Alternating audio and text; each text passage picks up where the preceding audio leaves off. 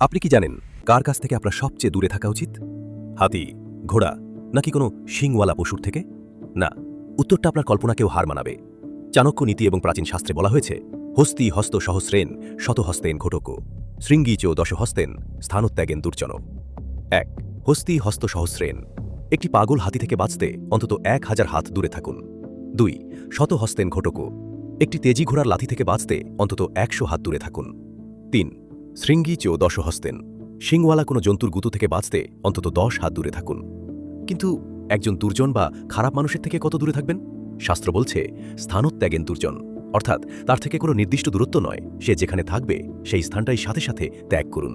কারণ পশুরা ক্ষতি করে শুধু ভয় পেলে বা রেগে গেলে, কিন্তু একজন খারাপ মানুষ সুযোগ পেলেই আপনার চরম ক্ষতি করতে পারে, তাও আবার হাসি মুখে।